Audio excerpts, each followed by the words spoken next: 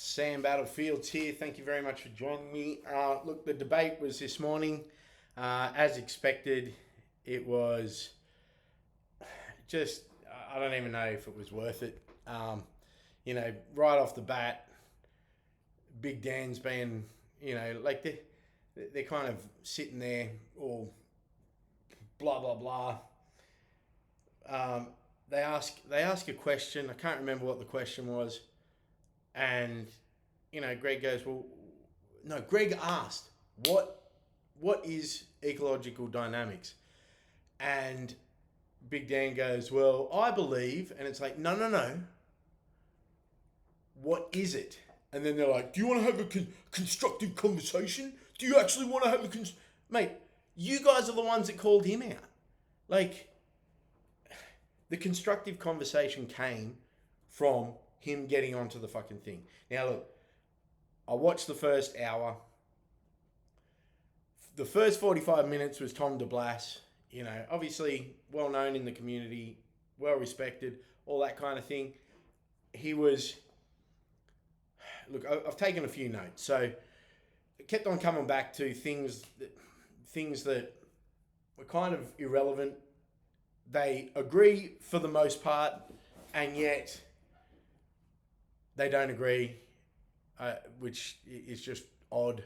It's like, yeah, I agree, but I disagree. And so one of the things that I think, I've taken a few notes here, but one of the things that I think that Greg loses out on is he doesn't use anecdotes or examples, and he doesn't address anecdotes and examples.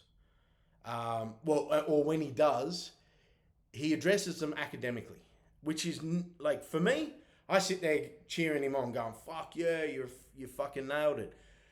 But for them, they just sit there going, "Dem's book speaks," So, like, one of the examples that I would love to have just stripped down for him, because Tom kept on saying, "Oh, it's just like Michael Jordan, Kobe Bryant, they would go out and they would do like an hour or 2 hours of just shooting hoops. So it's the same thing as drilling." And it's like, no. In fact, shooting hoops, in the sense that you're talking about, is a constrained part of the game, right? You're actually aiming for the hoop. You've got the ball. You're actually doing the action, right? Drilling has no haptic feedback. It has no direct feedback from the opposite person, right? The direct correlation there would be the ball going in the basket. What you're trying to do, or what the basketball analogy tries to do, is the basketball correlation with drilling, is trying to say, yeah, shooting the hoops, no, but what we're going to do is Michael Jordan and Kobe Bryant going out with no basketball, working on their jump, the angle of their arm, the flick of their wrist, but none of the contextual stuff. So no ball on their hands, nothing like that. Or if it is the ball, they're throwing it but holding it as they go. That's drilling, because there's no direct feedback as to what is actually working, right? So that's a constrained part of the game, all right? Very, very constrained, because there is none of that, reacting off someone. But if we're talking static drilling, it would literally be like, how high can I get higher off the ground? By getting down lower and springing higher and bringing my arms up at a certain angle. That's what static drilling is more correlated to. Yeah? Anyway.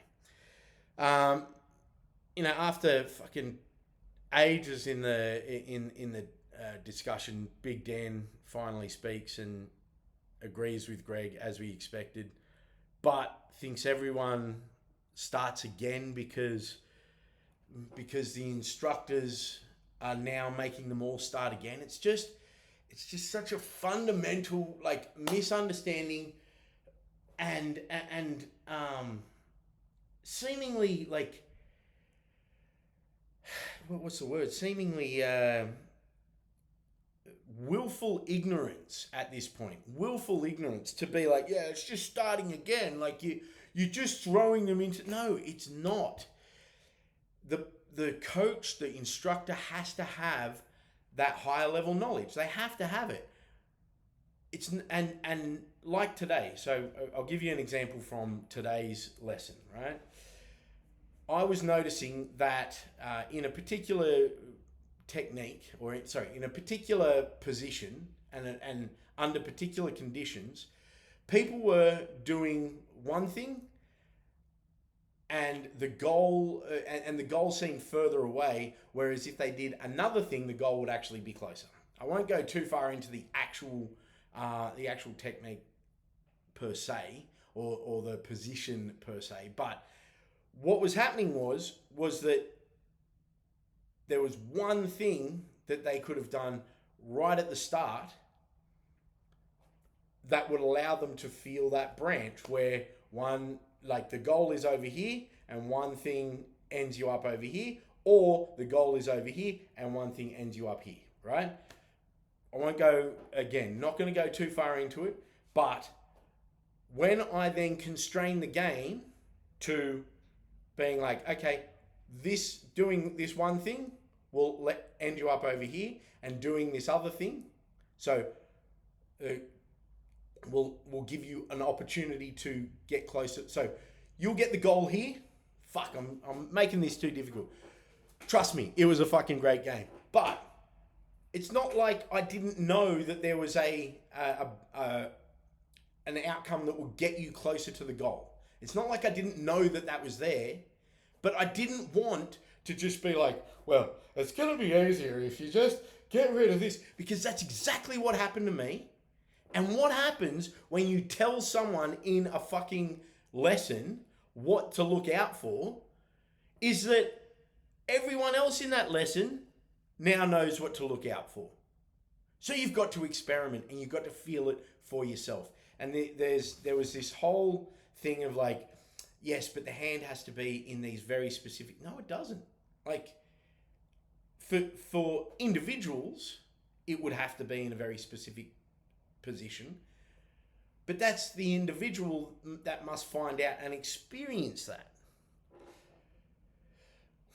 So, anyway, one of Tom's things was he went into a D1 wrestlers thing. He was an ADCC world champ. He was getting absolutely smashed. And then he had to go drill a double leg 200, 300 times. This was what he said. And so, like, my question straight back on that would have been, okay, did you start hitting double legs left, right, and center immediately after you came back from doing 200 drills? I doubt it because they're decontextualized. They don't have timing. They don't have the reactions that you require to actually set up a good double leg. Yeah? And, I mean, he knows this. Here's the thing. Throughout this whole debate, they all know this. They were all in agreement that was the case, that there was timing, that, you know, some of the discussions around, like, Tom, you understand this because you've been a coach for so long and you see bodies working all the time. And he's like, yeah. But I just think drilling has its place. And it just kept on going in circles. Big Dan, honestly, was barely in it in that first hour. I don't know what happened after that first hour. I had to take this class. So, you know, it could have got all fucking, you know, hunky-dory and happy days and blah, blah, blah. Or it could have all gone to shit. Here's the thing that Tom kept on saying, though. Like, I just don't understand why I can't. And like, he even said, like, Greg even said, you can. And I think one of the things that Greg asked, which was really cool, was am I written here? Yeah. So if you had evidence that you could use that 20 minutes, like, because he kept on saying, Tom was like, oh, why can't I use 10 to 20 minutes? Why can't I use 10 to 20 minutes to do drilling, like, just to show the optimum? And what's his name? And Greg goes, well, if you had evidence that you could use that 10 to 20 minutes better as a coach, why wouldn't you use that time better? And you, like, I don't know if there was a cognitive dissonance on it or like, but it just, there was kind of this thing where it went, I'm going back in circles. Like Tom started going back in circles saying, but why can't I? Why can't I? Nobody's saying you can't, bro. Nobody's saying you can't.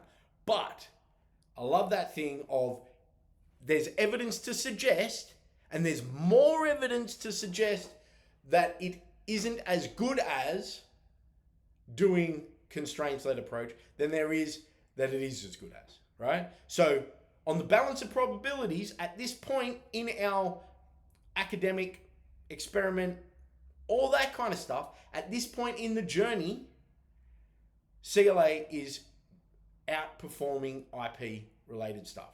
So like constraints-led approach versus decontextualized static drilling,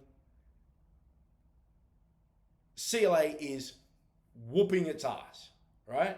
So, in my opinion, this is why, like, and I probably take a bit too many breaks in my class, but I'm getting feedback from the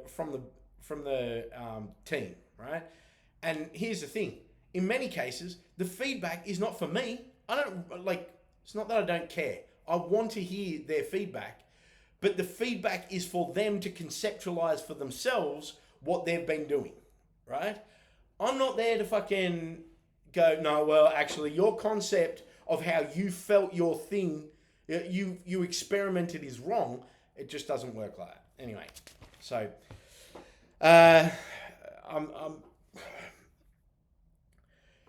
here's the thing. Like, this all came about. Big Dan was like, yeah, fucking bluff and bluster. I'm going to show the jiu-jitsu community once and for all that this is shit and it's a deeply flawed concept and that there's fucking, the jiu-jitsu community is going to thank me for it. Bro, who's thanking you for that? That was just, again, you might have kumbaya'd it in the next fucking half an hour, 45 minutes, hour, whatever, however long the live stream went. But you just went around in circles. Big Dan didn't fucking say a word, all right? But other than some fairly useless sort of, again, he might have come in and said some cool shit afterwards. I don't know. But, he's like, why?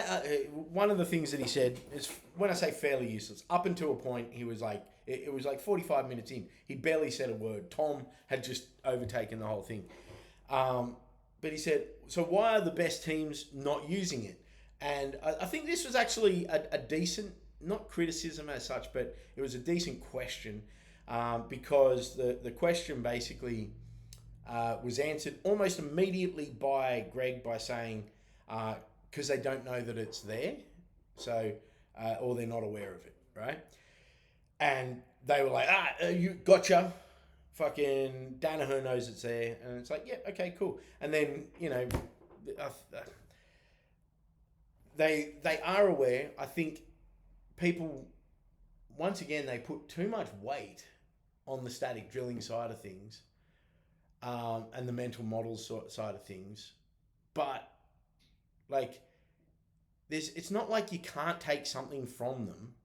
Nobody's saying that you can't take something from them, but it's like, can you, like, on the balance of probabilities, you're going to get more out of the constraints-led approach academically. Like the academics say it, the science says it, and the outcomes, like what I can see in my class, anecdotally, it's fucking much better. All right. Tom tried a bit of a gotcha just as I was kind of prepping for class. Tom tried who's a world champion that started with you from white belt, and fucking Greg started to rattle him off, and he was like, all since white belt, and he's like, yeah, one of them since she was 12. Don't know.